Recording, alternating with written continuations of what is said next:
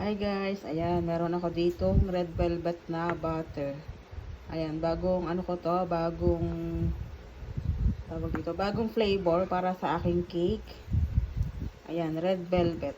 Ayan, first time ko tong gagawin dito ngayon. Pero dati na naman akong gumagawa nito. Na ako nasa UAE, gumagawa rin kasi ako doon ng red velvet. So, ito-try ko to dito ngayon. At, ayan, baka gusto nyo rin mag-order. Meron na tayong red velvet na flavor. So, ito-try ko siya kung magiging masarap din. Katulad ng aking mga ibang ginagawa. Ang karamihan ko kasing ginagawa ay puro mga moist cake. Hindi mga chiffon. Bali, moist cake ko ang aking mga ginagawa. So, ayan, ito-try ko siya. Ito-try ko magluto ngayon.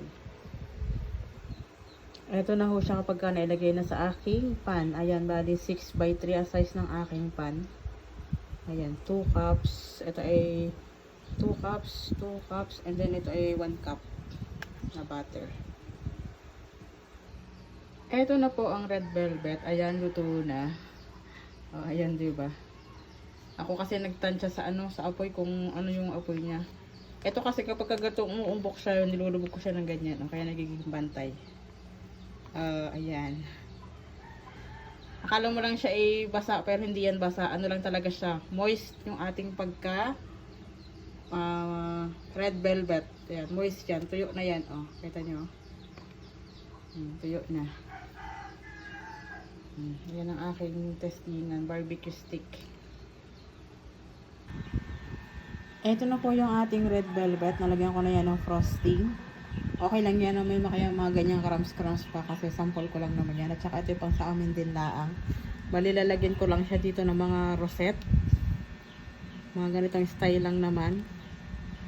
Yan, kasi pa sa amin lang din naman yan.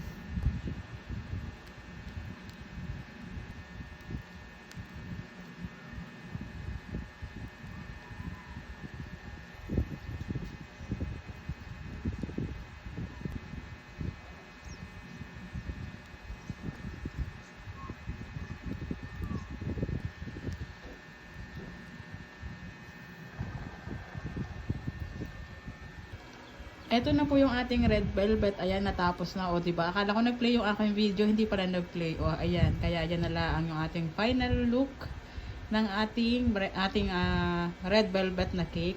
Bali, ito ay yung cake lang din to. Tapos, inano ko lang siya. Yung dinurog ko lang siya.